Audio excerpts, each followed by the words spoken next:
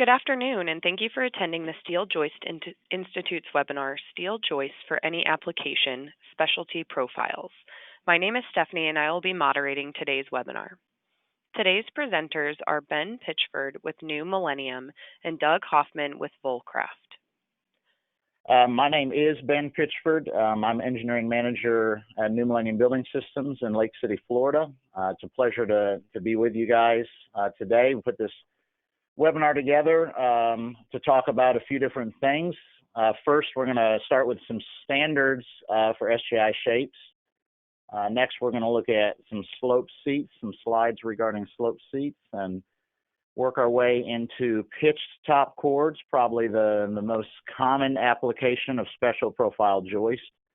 And then we're going to continue on. Doug's going to talk to you guys about joist and a hip roof, and eventually we're going to just talk about some general special profile joist, some things beyond just pitched top chords. So the big question is, we're talking about specialty shapes, specialty profiles. What makes them special? Well, the answer may seem very obvious, but it's not a standard shape. So in order for us to talk about what's special, we need to take some time to talk about what is standard. So standard SJI shapes. Going back many decades, we have now the K-series joist, which is 10 inches all the way up to 30 inches deep and up to 60 feet long. Then you work your way into the current LH series joist right now, 18 inches to 48 inches deep, up to 96 feet long. And then we have deep long spans, BLH.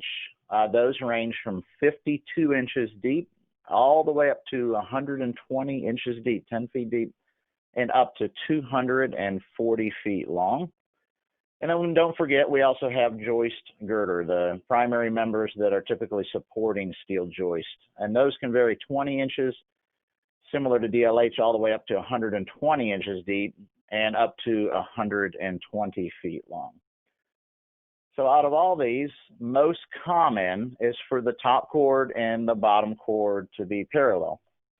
You can see a generic picture on your screen. You see the truss system, the web members between the chords, and you see the two chords, top and bottom, parallel to each other. This is most often used in floors and flat roofs, maybe low slope roof. But yeah, this is the most common. This is the bread and butter. This is what the majority of the joist that joist manufacturers are building are going to look like. All that changes is really the depth between the chords and then the length as far as the length of the chord. So if most common is parallel chord, what are some other options? Well, joists are also used in sloped roofs where you would have a high support and a low support. And those support elevations can change, and obviously the greater the difference in elevation, the greater the slope of the joist.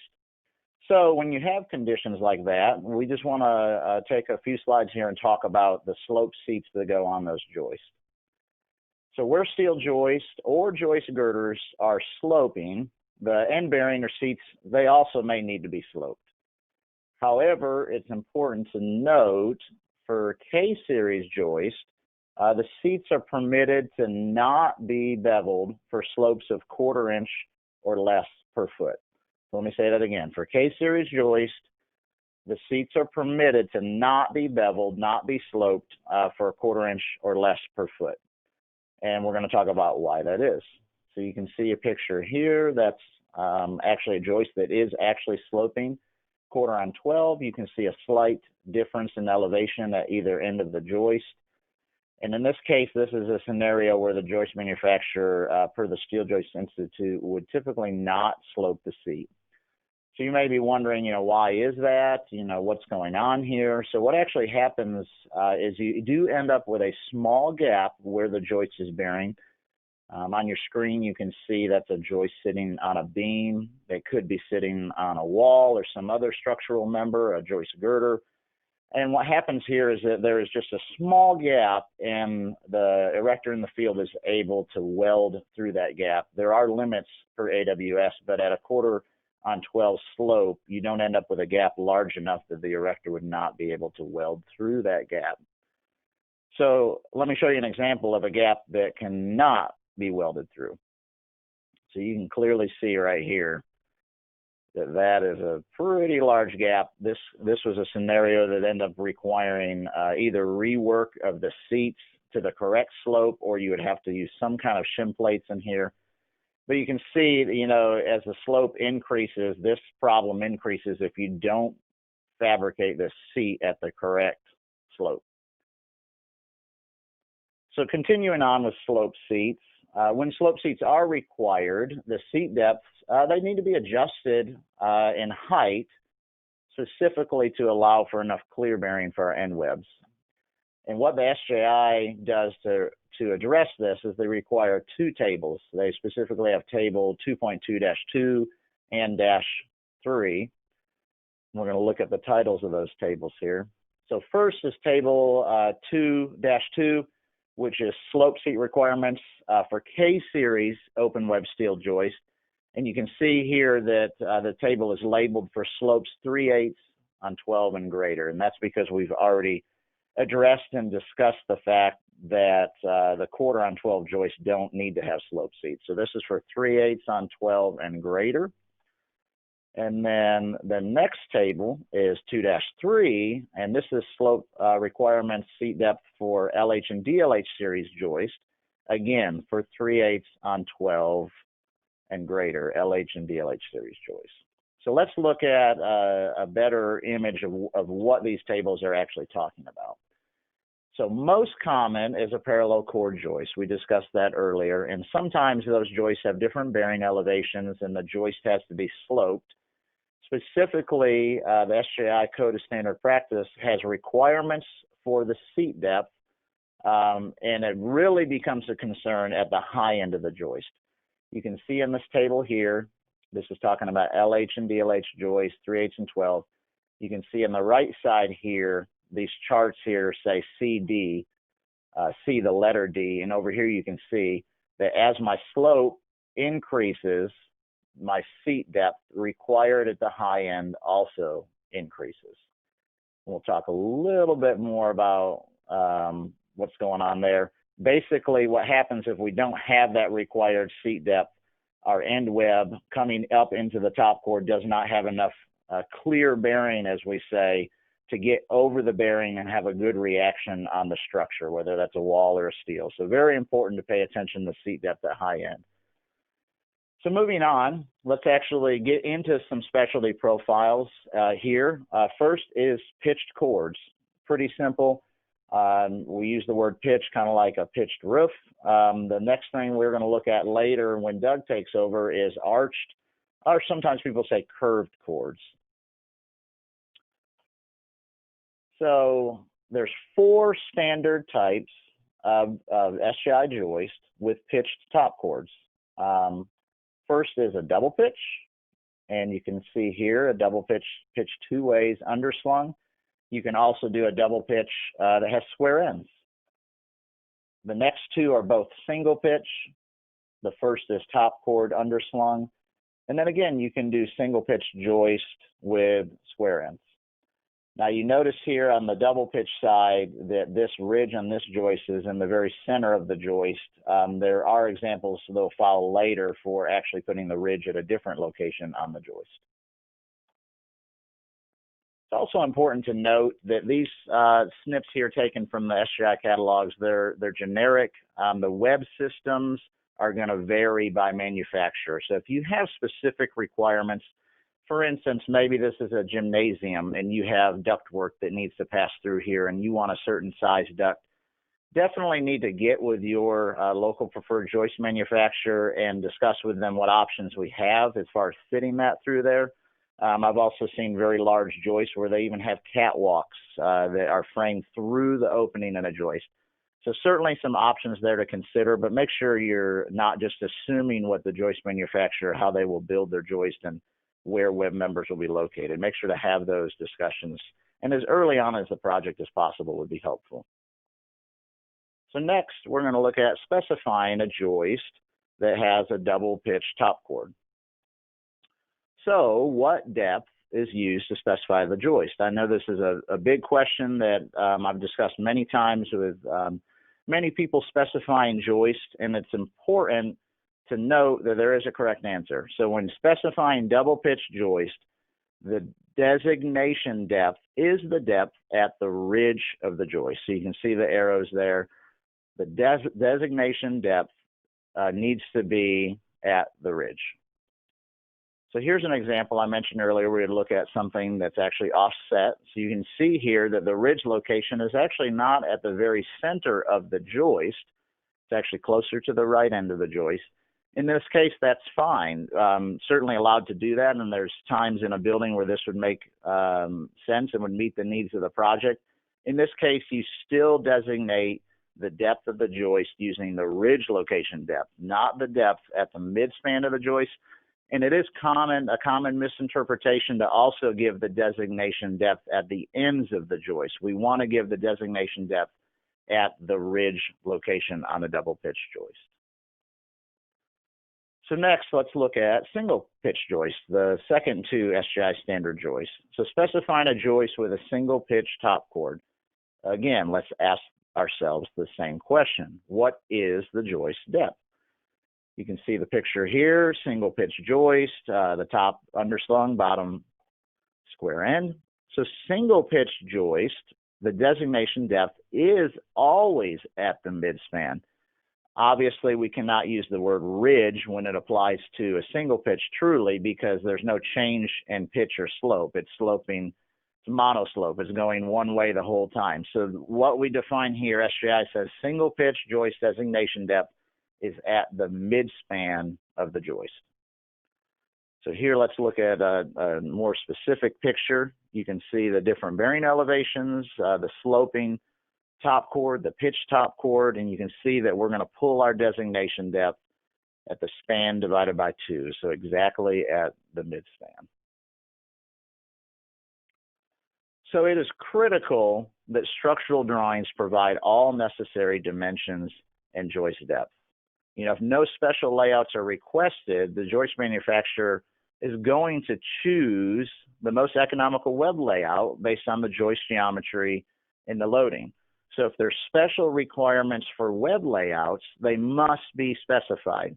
So this goes back to what I mentioned earlier. If you have ductwork, maybe something large like a catwalk that you want to pass through the web system of the joist, those things need to be given and outlined early in the project and definitely on the structural drawings. This is going to give the joist manufacturer the information they need to make sure they both quote and design and build the joist correctly to meet your needs in the field. So a specific note we need to discuss about SJI designations. You can see an example. This is a snip out of the K-Series table, ASD design. In a quote from the Steel Joist Institute, the load table applies to joist with either parallel chords or pitch top chords. Joist can have a top chord pitch up to 1/2 inch per foot. However, if the pitch exceeds this limit, the load table does not apply. So I'm not going to read all that to you again, but I want you to hear it, that these load tables are intended for joists that are parallel chord or 1/2 inch on 12 slope. If it's greater than 1/2 inch on 12, these load tables do not apply. This is both for K-Series and LH and DLH series. So let's go through an actual design example that helps us, put this all together, some of the things we've been talking about.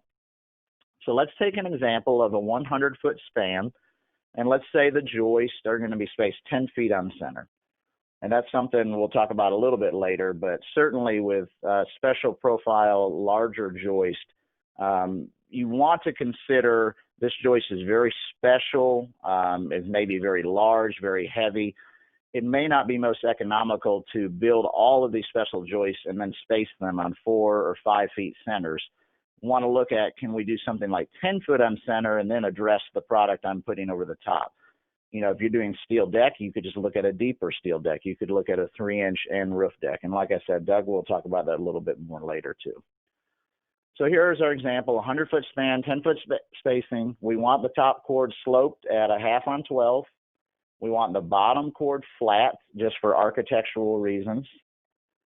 We know that we've already calculated we want end depths of 31 inch and 81 inch. We want a mid-span depth of 56 inches. We also know the total load requirement for the project structurally is 40 pounds per square foot.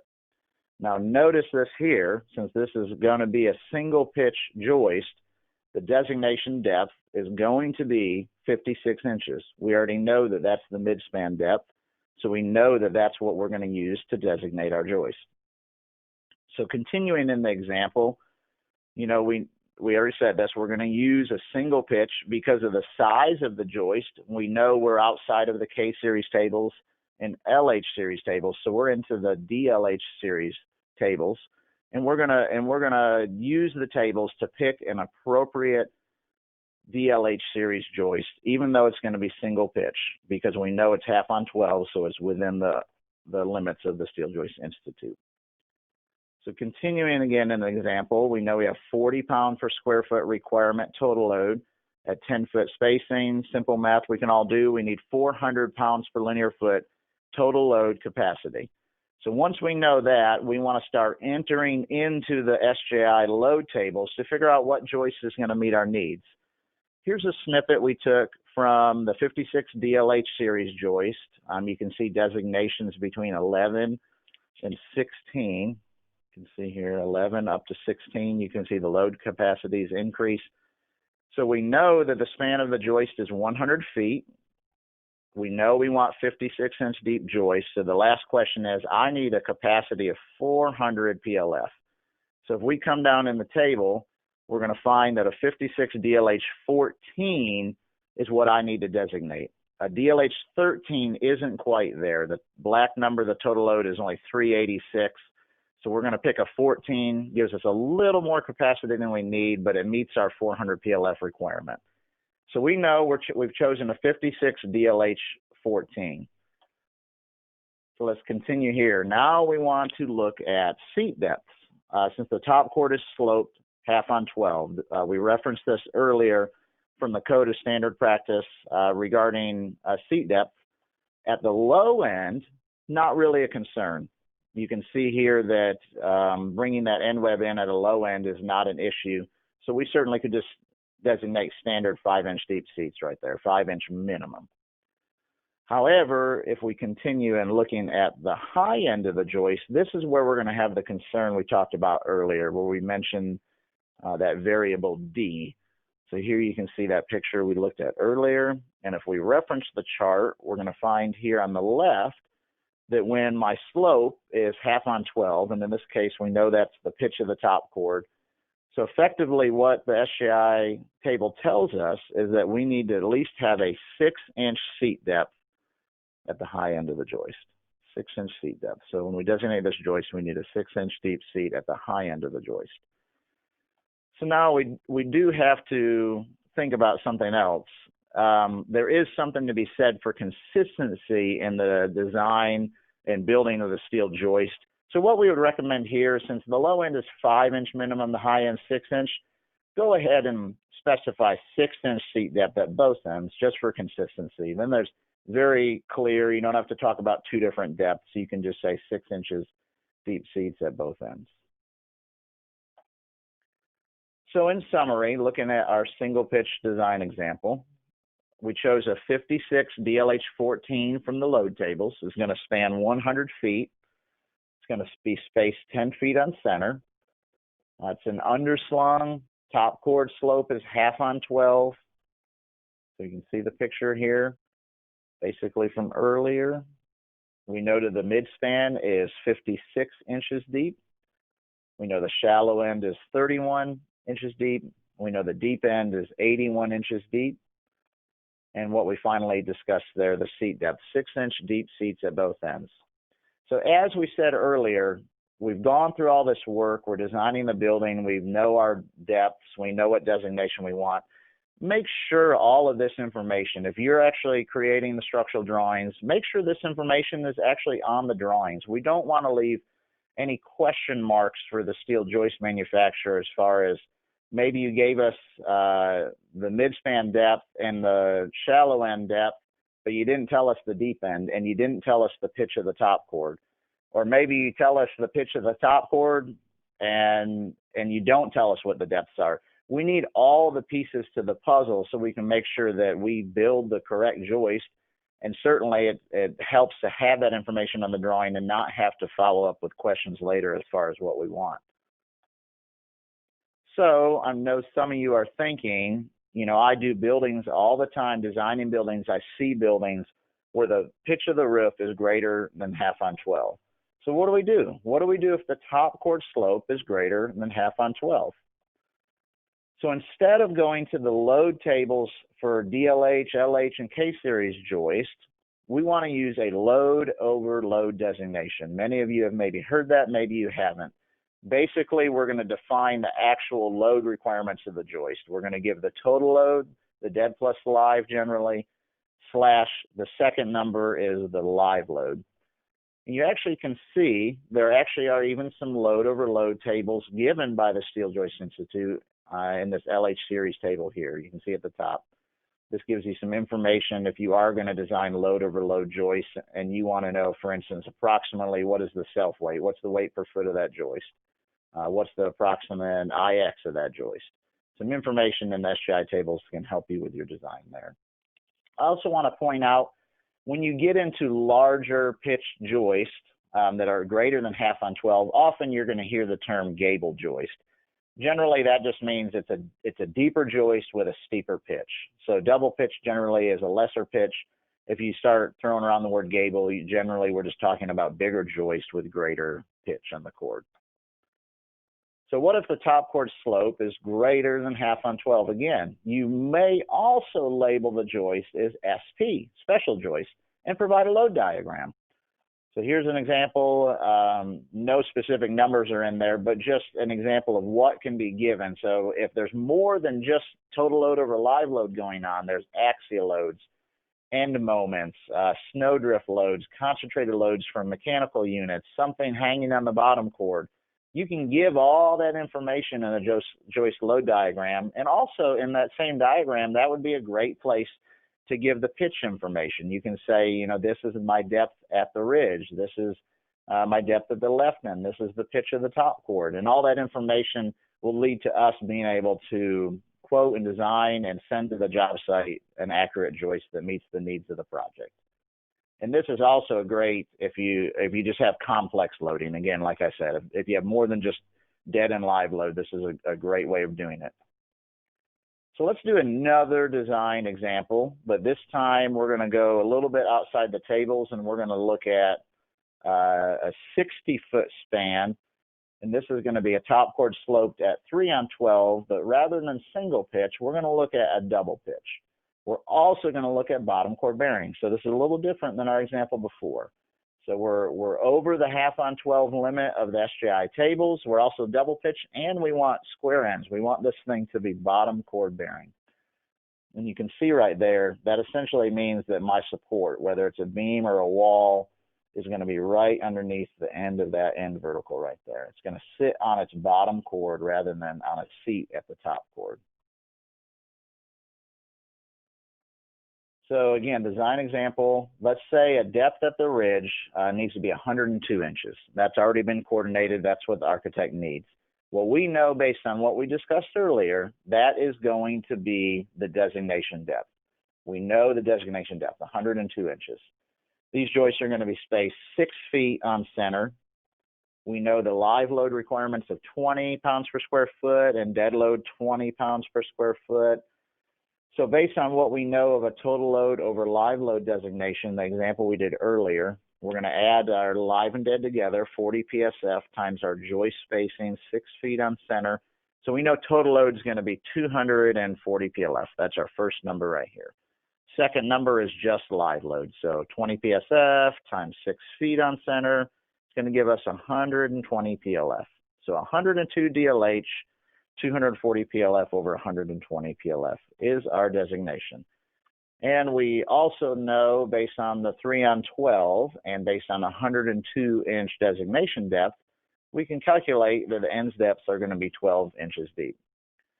So to put this as a real example, here's actually a pretty close example of what we were just looking at. This is actual gymnasium with actual double pitch joist over the top. You can kind of see the bottom chord here. You can see over here that you're bearing on the bottom chord. You can see it's very deep at the ridge. It's sloping down. I know it's kind of hard to visualize one single joist because there's so many going on there. It looks like an optical illusion. So let's kind of highlight one of the joists here. And now once we bring that out and highlight it yellow, you can really see kind of what one of those joists looks like over that building right there. So let's talk about bridging. So specifically, whether you're using a standard SJI designation or you're using a load over load designation, the number of bridging rows needed is often greater for a special joist, special profile joist, than it is for a standard parallel chord joist. So again, if you have a special profile joist, double pitch joist, generally speaking, the bridging requirements are going to be greater. The number of rows needed is going to be greater for that double pitch joist than it is for the parallel chord joist. And we're going to talk about some more specifics of why that is. So first, one of the things that often happens is the center of gravity of a special profile joist often ends up being much higher.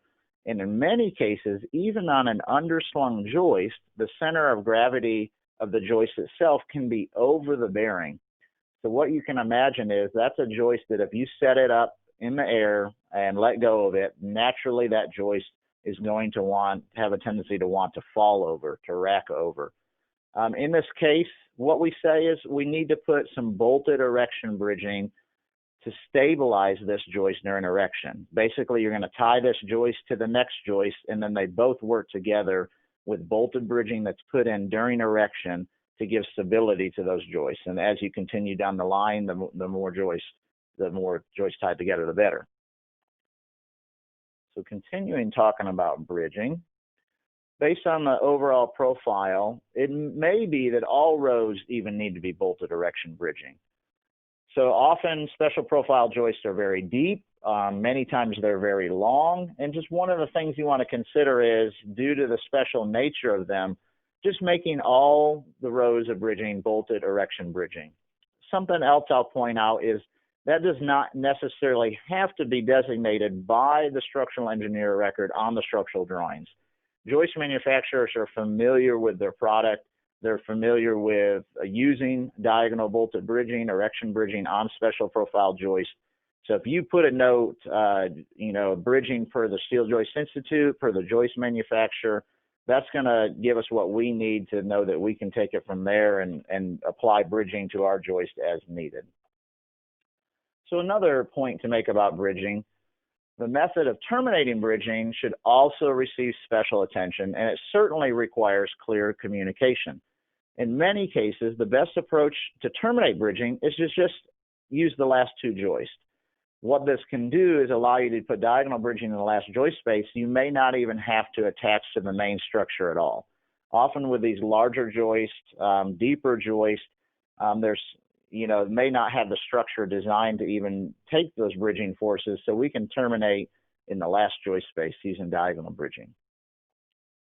So continuing on again with bridging, when the joist space is less than 0.7, 70% of the joist depth, SJI also says bolted horizontal bridging shall be used in addition to diagonal bridging.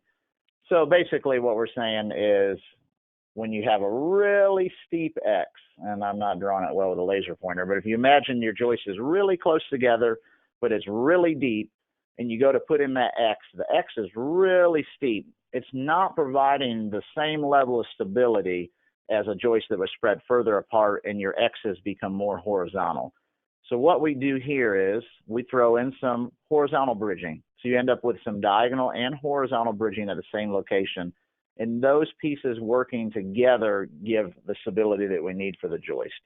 You can see here the Steel Joist Institute's even made a table for this. They give some joist depths and increments here. And they say minimum joist space for only diagonal only bridging. And then if you're less than that, then you need to be adding horizontal bridging in addition to your diagonal bridging. So another bridging slide here is when we're looking at some of these special profile joists. We've talked a lot about underslung joist, but there's also bottom chord bearing joist. Our last double pitch example there was bottom chord bearing joist. You can see here that naturally when this joist is set, there's nothing, none of the center of gravity can possibly be below the bearing. So naturally this joist is unstable. It has a tendency to want to tip over. One of the ways we overcome that is we require that a row of diagonal bolted bridging, X bridging is required near the support. And near the support, you can see in the picture there, not necessarily directly over the support, but at least near the support, because this is where the joist is bearing, and it's all of that weight is over the bearing point. So we want to have additional row of X bridging required near the support.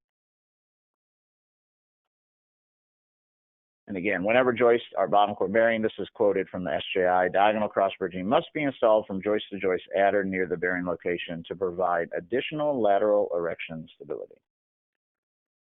So some rules of thumb we want to talk about when you're designating these joists. For square ends or bottom chord bearing joists, you can use those terms pretty interchangeably. We really want the minimum joist end depth to be 12 inches. And if we show this in a picture, here is a double pitch joist. It's bottom chord bearing on both ends. Graphically, what we're showing you is we want 12 inches minimum at the end there. And one of the main reasons for that is you can imagine, we don't show it here, but you have a top chord coming in, you have a bottom chord coming in, you have a web at the end coming in, your primary tension member, you have a vertical at the end that's carrying your reaction. All of that stuff coming together, if you get under 12 inches, it just gets really tight and really hard to fit everything together, especially on a very large joist where your chord sizes may be growing even into the 5, 6, and 8-inch range. It just becomes complicated. So a good rule of thumb, try to keep that end depth at least 12 inches minimum. So for underslung joists, we have a similar requirement. The minimum bearing elevation to the bottom chord should be 12 inches. So that is the minimum joist end depth should be the seat depth plus 12 inches. The minimum joist end depth should be the seat depth plus 12 inches. So again, let's use a picture. For an underslung joist, here's similar to before, but you can see the bottom chord drops down below the bearing elevation, double pitch top chord. The concern we have here is that from the bottom chord to the bearing elevation, we want that dimension to be at least 12 inches minimum. 12 inches minimum, you can see there. So you can, let me go back for 1 second. You can see the other requirement for 12 inches plus the seat depth is your end depth. So the end depth of the joist is your seat depth right here, plus 12 inches is the minimum depth at the end of your joist. All right, so for special profile joist here, here's another example of a very large double pitch joist. And notice that you can even actually take a bottom chord bearing joist, you can see over here, and actually extend the bottom chord out and create a cantilever. Similar to what you would often do with a top chord extension if it was an underslung joist. On a bottom chord bearing joist, you can continue this out and actually create a cantilever condition. A very large joist.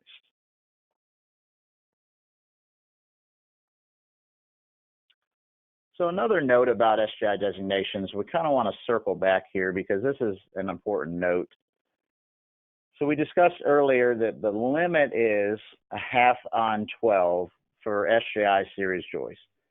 So it is actually possible to exceed the minimum joist depths that we just talked about. For example, an 18 LH joist spanning 36 feet, and it has a double pitch chord of 1/2 on 12. If you do the math on that, you would end up with an end depth of only 9 inches. And if that was an underslung joist, there would also be a 5-inch deep seat on the end of that 18 LH. The bottom chord would just be only 4 inches below the bearing. Not going to tell you that's not possible or that's wrong. Just want to keep an eye out for that. And also be reminded that this information for half on 12, this note applies to all SJI series joists, K series, LH series, DLH series. Half on 12 is the limit if you're going to pull a designation from the table. Again, if you're greater than half on 12, that's okay. You just need to use a total load over live load designation, or go ahead and give us a specific load diagram with all the requirements that you have right on there. So another note about SJI designations, specifically KCS joists, constant shear joists. They have a constant shear and moment envelope. You can see an example here taken from the SJI catalog. KCS joists are a great tool to be used to specify, especially when you have non-uniform loads or you want future capacity. You're not sure what's going to be put up there right now, but you know something is going to be put up there later, probably a mechanical unit. However, the largest KCS joists already utilize angle sizes for chords that are compatible with 2.5-inch deep seats. So if one of these designations is used in a double pitch joist, the top chord has to increase to maintain the constant moment capacity due to the decreased depth. For instance, 30 KCS5, the largest joist we have, let's say it has a chord size of 2.5, which matches the seat depth. If I now make this joist a double pitch joist and my end depth goes shallower than 30 inches, in order to keep the same moment capacity, I'm likely going to have to design that joist with a larger chord. This now may become an issue. I may have a 3-inch chord, a 2.5-inch deep seat. Definitely something to be considered, because in this case, we really would need a deeper seat. We need a deeper seat in that case. So something to consider, just another item to be coordinated as you're working on your projects. And certainly contact your local joist manufacturer with these specific questions on a specific job, and we'd be happy to discuss it further with you. So what about maximum joist depth? Maximum joist depth. We talked about minimum, we talked about end depths, we talked about minimum slopes. So standard SJI designations, they range all the way up to 120 inches deep, 10 feet deep. Many SJI, maybe even most SJI manufacturers, they can even go beyond 120 inches. However, there are limits that depend on a number of factors. For instance, the actual capacity of that shop. Can they actually even fit this through doors, in tanks full of primer, and all of these other things? There's shipping limitations. Maybe I can build this, but can I actually get it on a truck? Can I actually take it down the road, legally? And then finally, maybe I can do all that. I built it. I put primer on it. I got it out the door. I got it on the truck. I'm headed to the job site, and I get into a town, and I literally can't turn a corner because this joist is so big. So many things to consider here when you're looking at joists.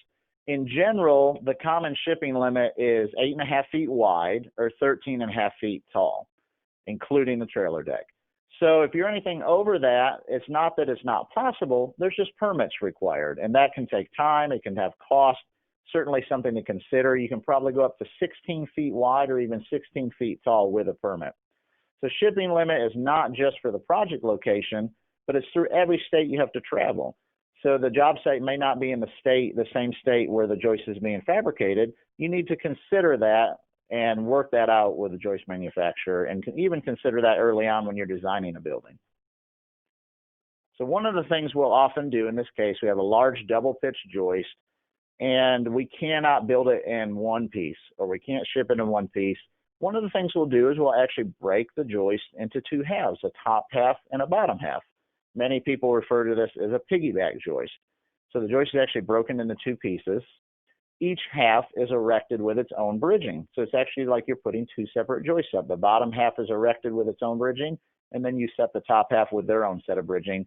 In the end, the architectural look that you want, a very deep, large gable joist, is what you get from the exterior of the building. So here's a picture of some examples of what that looks like. Kind of hard to see here, so we'll turn on the end a little bit, and I have it highlighted. You can see that, from the exterior, this just looks like a large triangle, a large gable joist, but it actually was built as two separate pieces, erected bottom halves and top halves. So we can work with the design team to come up with a solution for these very large, special double pitch joists. Here's another example. Here's a large bottom half of a horizontally spliced gable joist with square ends. And you can see here they actually haven't even put any of the tops on. They're actually working on erecting the bottom half joist with their own bridging. But you can see because of the end wall there, the block wall there, eventually the double pitch joist is going to be set on top of there, and it's going to match the slope of that end wall in the building. So another thing you can look at is things get very, very large. For instance, it's very deep and it's very long. A final thing we can consider is we can do the piggyback joist, we can do the top and bottom half, but we can actually look at breaking the bottom half into two halves. So actually bottom half one, bottom half two, and we'll put a field bolted splice in that piece. So we actually break the joist into three pieces just so we can get it on, build it, just so we can get it on the truck and get it sent to the job site. Maybe there's specific access requirements at the job site. So we're gonna work with our customers, work with the design team to find solutions here. And again, I'll just reiterate, the earlier on in a project you can discuss these things, the better. So if you have these questions, you're looking at your design, go ahead and give your joist manufacturer a call and start talking about these things as early as possible, and we'll work with you to come up with the best solution possible. Thank you, Ben, and thank you for everybody in the audience. Appreciate you taking the time to join us today. We're going to continue this conversation about specialty joist profiles. So Ben has been discussing single pitch joist and double pitch joist. And if one of those particular profiles was used throughout an area on a structure, it would provide a very cost-effective solution because it would take advantage of the savings of using a repetitive joist mark. He had some pictures, and you saw that all those joists through the entire bay were all the same type. And so there is some economy of using a repetitive mark. So I'm going to continue discussing double pitch joist, but also some other special joist profiles that can be very effective for special conditions. And here we have an image of one of those conditions that's very common. It's a hipped roof. So joist can be used for this type of a roof profile, and it's real common in schools, particularly over gymnasiums and auditoriums, spaces that need a large clear span, and the architectural requirements specify this type of hipped profile above. And here's a picture of an example of that. Here is a high school. It's got double pitch joist that are used in the main portion of the roof, and then at each end where we have this hipped area, there's a different joist profile that's utilized to create that constant eave height around the perimeter. And so this slope rate on this roof is a 4 to 12 slope. So using joist in a hipped roof can be an economical option.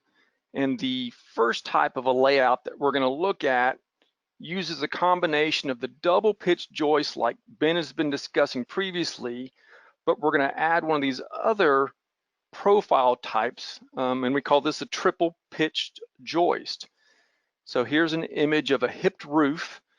You can see the profile of the double pitch joist that's used in the middle portion of the roof.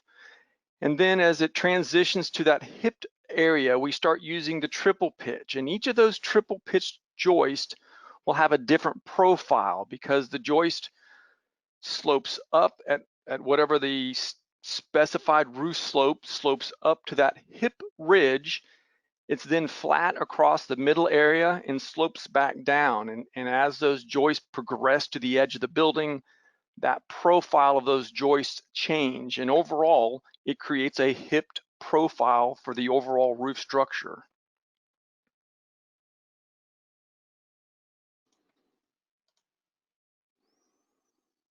And here's an example of a triple pitched joist, which would be the first one erected for a hipped roof.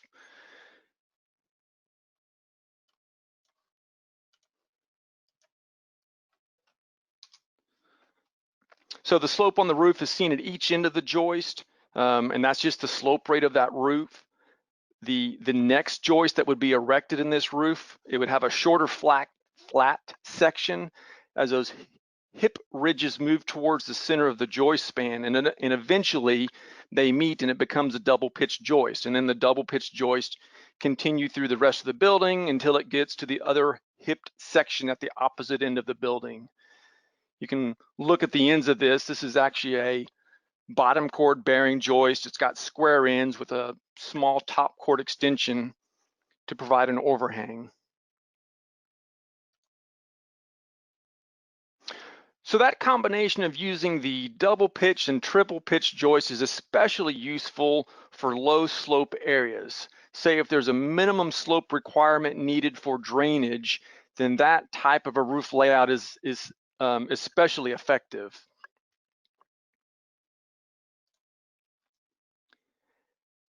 Now there's also the option of creating these small roof slopes simply by building up the insulation over a standard joist. And we do see this specified on projects. It can be effective if it's in an isolated area where we're using a single special profile joist isn't practical. But another option is to create overbuilding on top of that standard joist or even special profile joist. I'm going to flip back to this sample I showed earlier and point out the entrance area for this building to show an example where overbuilding can be utilized. So there could be double pitched joists for the primary roof area spanning the full width of the building, and then some type of overbuild to create the roof line in the entrance area. So this would just be one option of how to frame a roof line like this. And there's a lot of options for how this can be accomplished. So contact an SJI member joist company if you're looking at options, and we can help talk through different layouts, talk through the pros and cons, and make sure that we address all the needs of the project and find the most economical solution for framing a roof that has a lot of special requirements like this.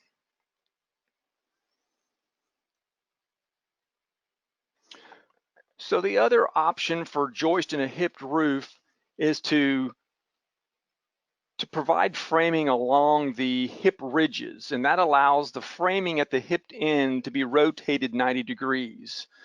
So in this image, we have a hip girder or a beam at each corner framing into a supporting joist. And in this layout, we're using a triple pitched joist to support those hip girders.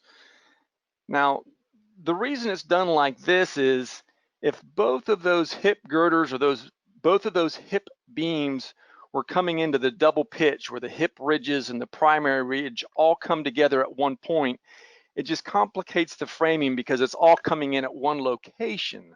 So moving those connections off one joist space just simplifies that framing coming in together and simplifies those connections.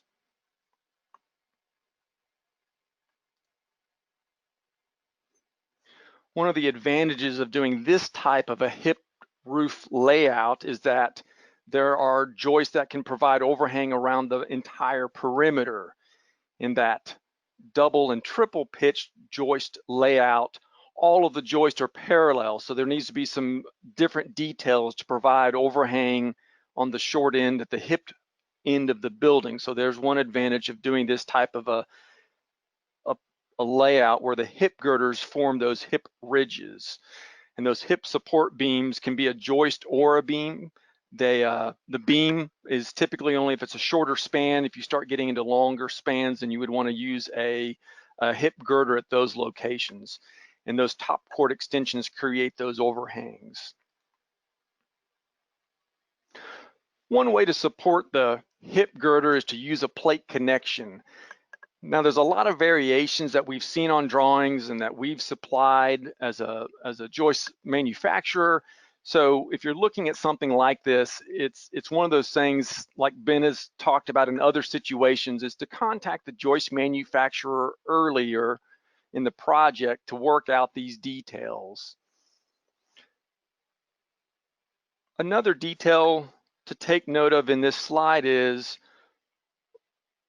where a triple pitch joist is used, the top chord of the joist is not in the same plane as the roof deck.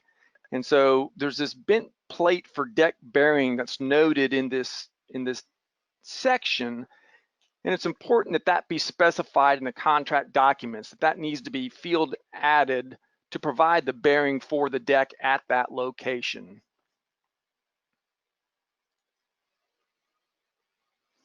So back to the hip girder support. I mentioned that it is an option to use a plate to make that type of a connection, but a better detail is to actually provide a seat at the high end of that hip girder so that it can bear on the top chord of the triple pitched joist. And that makes it cleaner simply because we're now not trying to incorporate special connections within the joist and coordinate those tolerances, but this is a conventional bearing condition of a girder seat being supported on a supporting girder, or in this case, a triple pitched joist.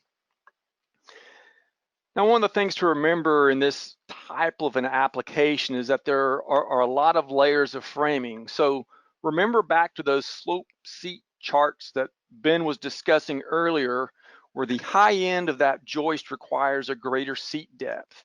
And each of those seat depths stack throughout this structure. And I call attention to that just to make sure that the minimum joist depths are maintained and that the spans can be achieved.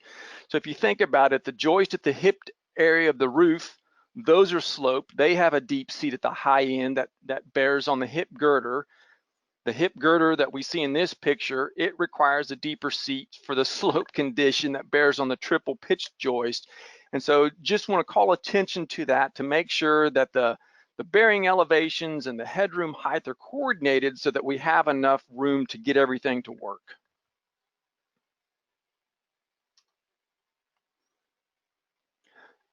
So moving on now, in the beginning we talked about pitched chords. Ben made a comment about curved chords, and these are the types of special profiles that those two conditions can create. So a gable joist, and that's what we've been talking about primarily. These are these deep double pitched joists that create these architectural appearances. It's not just for drainage. I mean, it's actually part of the profile of the roof. A bowstring is where we start getting into the curved chord or a radius top chord. And then a scissor and an arch is where the bottom chord is also shaped. It is either pitched or curved to create these other special profiles. So gable joist, this is what we've been discussing primarily as double pitched joist. Again, this is shown here as underslung. It's also an option to make it square-ended with the bottom chord of the joist bearing on the support. We've seen some examples of that. And this would be a curved chord equivalent. This is a bowstring joist. And it has the same options. Again, we're showing it here as underslung, but in a bowstring application, it is also acceptable to make it bottom chord bearing or a square end if that's what the building requirements require. And here's an example of a bowstring joist. You can see the straight flat bottom chord at the far end of the building, so you can see where that profile is. And if you look at the ends of the joist, these are underslung with that bottom chord below the bearing elevation.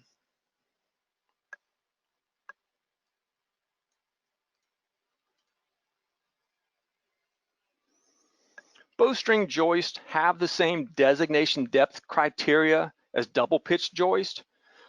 So the depth is measured at the ridge or the deepest part of the joist. A comment about these bowstrings joist is that a flat bottom chord, or I should say a level bottom chord, may not be the most economical profile. So looking at the example at the bottom of this page, if a level bottom chord is required for architectural reasons, it is certainly available. But if it's okay for that bottom chord to slope, it avoids excessively deep portions of the joist, and a better, more economical design is available. In that case, that most economical profile would have the maximum depth at the midspan of the joist. So that might prompt the question of, okay, so where's the ridge? Is it the ridge in the elevation here, or is it the ridge of the joist because the bottom chord is sloping? And the most straightforward answer I can provide is that if there's any uncertainty about how the designation depth should be specified, simply show the overall joist profile on the contract documents.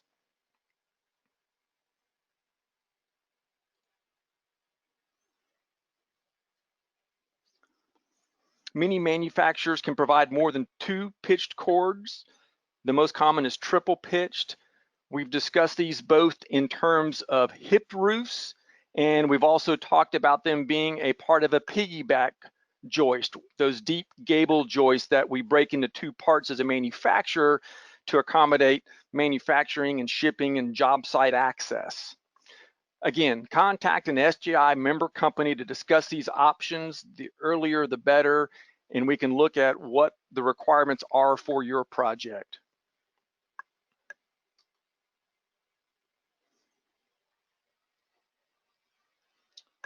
So these triple pitch joists have a number of different applications. To define the profile of the joist, the ridge locations are required. And actually in practice, as long as the end conditions are well defined on the contract documents, including the seat depth and the elevation of both the bottom chord and the support, the joist manufacturer can determine the required geometry for each of these joists.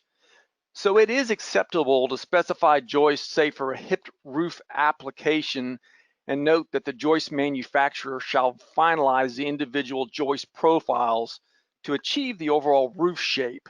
And that's because each of these will be different, and it's not required that the specifier dimension all of these, because based on the seat depths and the bearing locations and all the details, the joist manufacturer will dial those in and finalize those to get the required bottom of deck required for that roof profile. Again, look at the shallowest joist to ensure that those minimum joist depths are maintained. And here's another triple pitched joist being flown into a structure. This one looks like it's square-ended with a top chord extension for an overhang condition. Now, another variation of the gable joist is a scissor joist. Here, the bottom chord is also pitched. Typically, the top and bottom chords slope at the same rate, such that the joist depth from chord to chord is constant across the span of the joist. In this case, the designation depth is the distance between the top and the bottom chord. And this would be the curved equivalent, an arched joist. Here, the top and bottom chords are both curved. And again, it's common that the radius are set up such that the top chord radius and the bottom chord radius have the same working point, so that the joist depth from chord to chord is constant, and that would define the depth of that joist. And a variation of the scissor joist is a compound scissor joist. So it is not required for the joist to be constant depth, and it's not uncommon to have 2 different slope rates. Or in the case of an arch joist, it's okay to have the top and bottom chord at a different radius if the job has those requirements. We have that flexibility to incorporate those kinds of details into the joist profile. This is another case where an arch or scissor may be required, but a more economical profile is available by making some adjustments. So imagine a gable joist situation, but some extra headroom is necessary.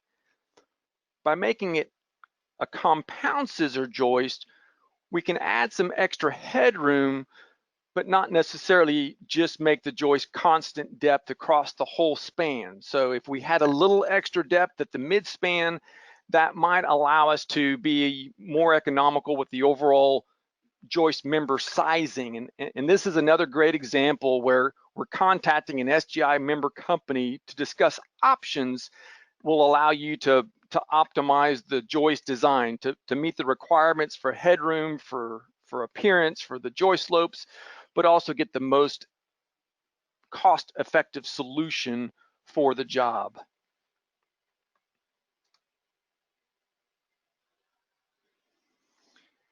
Gable joists are the most economical. The top chord ridge is created during the manufacturing process. Joists with curved chords require that the material be rolled to that radius. So there's just more handling of the material during the manufacturing process. And then when you think about scissor and arch joist, you're doubling the requirements for this special handling, whether it's the pitched chord or the curved chord. It's just another extra step. And I mentioned this to kind of provide a relative cost, but it's not easy to provide a hard cost comparison between all these options because there are so many other variables that affect the pricing. How big the project is, how much repetition there is there additional connection or other coordination required? So when you're looking at one of these jobs and you're looking at options, contact an SJI member company early in the process, and we'd be happy to talk through those options and what the impact of those different things if you're looking at these different types of layouts.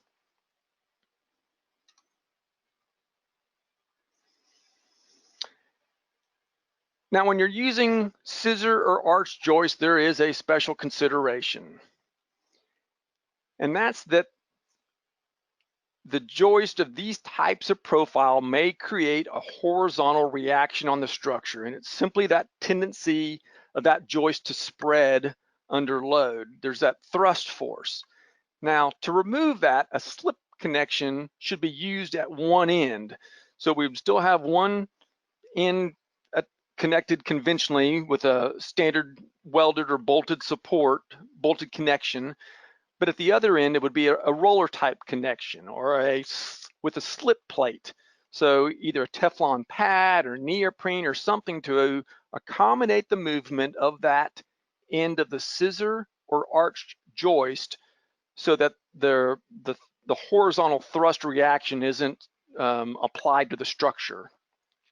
And then there would also be the coordination of the long slots to accommodate that movement. And that would be one of those details to work out with the joist manufacturer during the design of the project.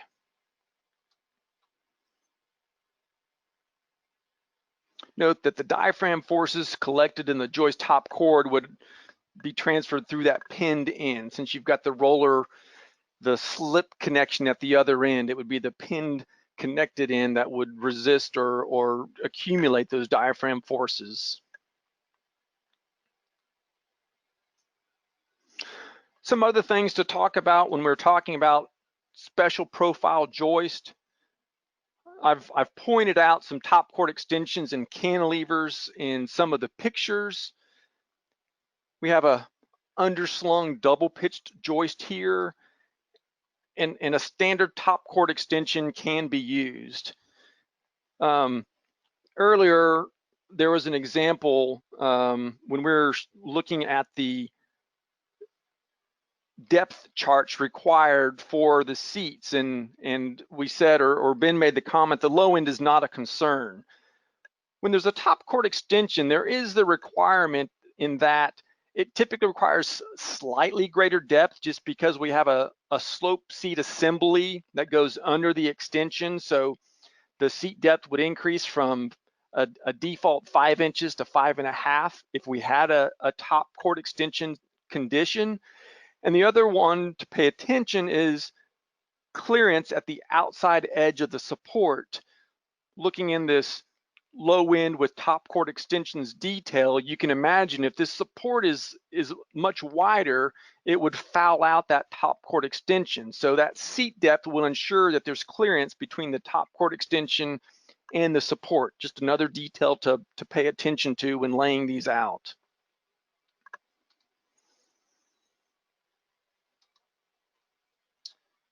Another condition is for a bottom chord bearing gable.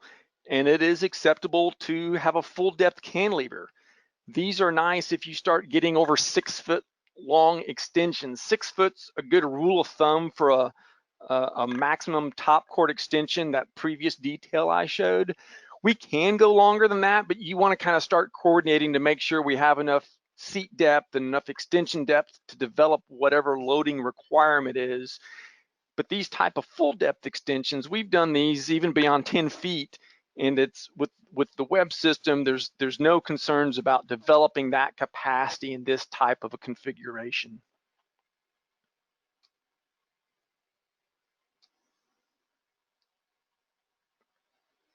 Another consideration talking about special profile joist, typically fabricated with no camber.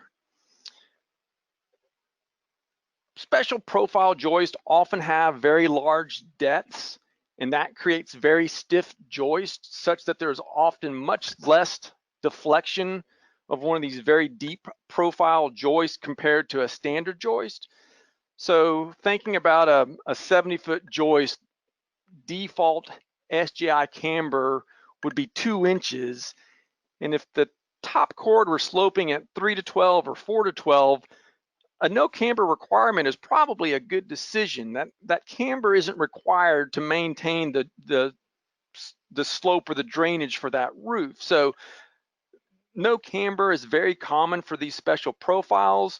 And if not no camber, then possibly a specific non-standard camber. So maybe instead of 2 inches, maybe half the camber, or maybe a requirement to camber for a specified dead load. So these are just details to consider when specifying these products on a project where those contract documents need to reflect this requirement.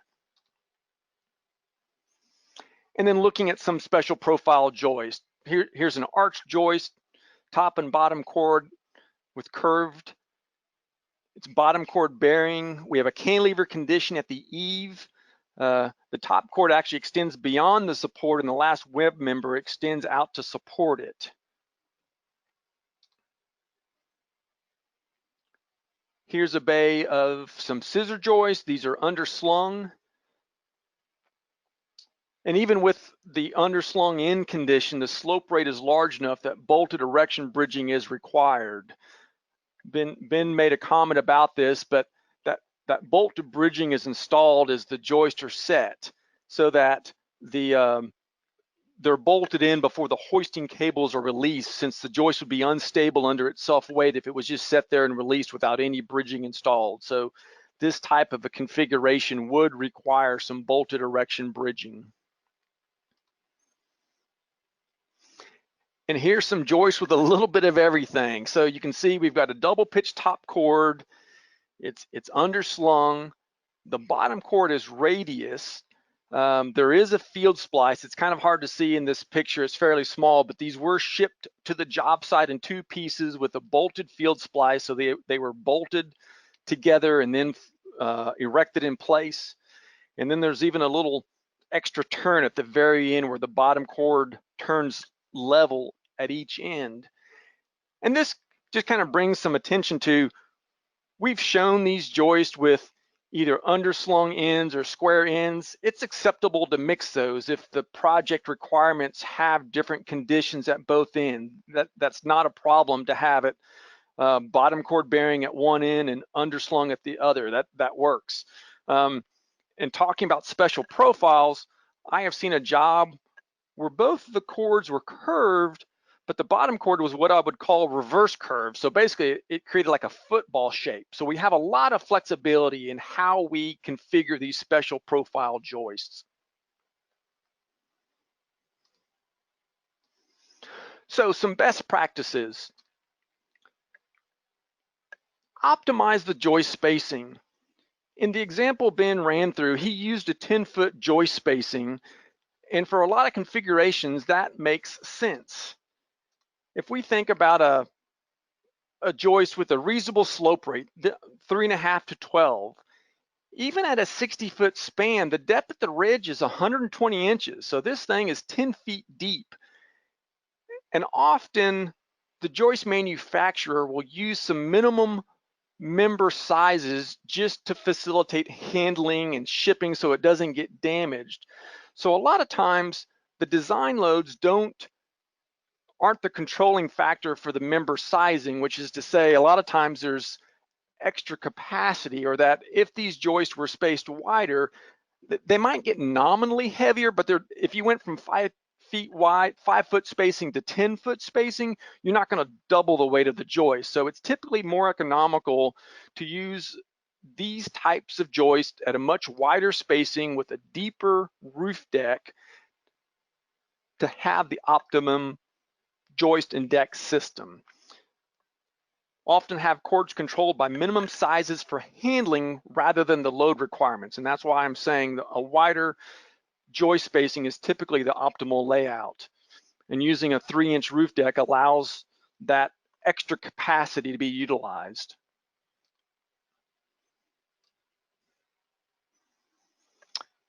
It's essential that all the geometric requirements of the joist are on the contract document. So either accurately specifying the designation depths or simply showing a profile of that joist so all the dimensions are called out. And if a standard SJI designation isn't appropriate, using load over load designation. Where additional load requirements exist, provide a complete load diagram.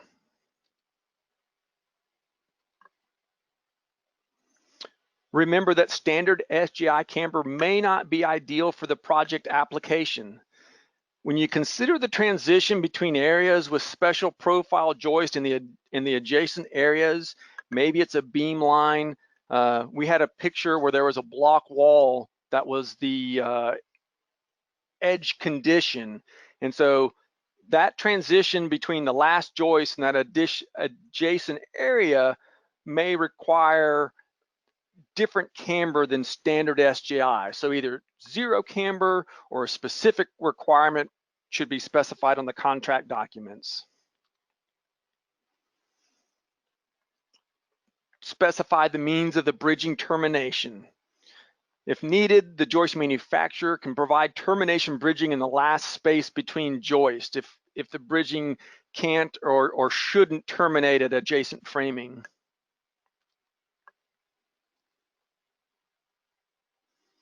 Another best practice is that if there's additional structural bracing required, note that on the drawings rather than assuming the joist bridging will serve that purpose. That joist bridging is intended to provide the lateral support to the joist under self-weight during erection, and also for cases where there's stress reversals like uplift or end moment. So that joist bridging is there to provide the bracing for the joist. If other structural bracing is required, specify that as a separate item. And then the boundary conditions, the supports where we have these special profiles like arches and scissors, where there's going to be a horizontal thrust to specify how that support detail is assumed to be handled. We have seen projects where it is a fixed connection at both ends, and we simply provide that developed horizontal thrust so the engineer can incorporate that in their designs. Again, one of those coordination things that contacting the SJI member early allows all those details to be worked out on the front end.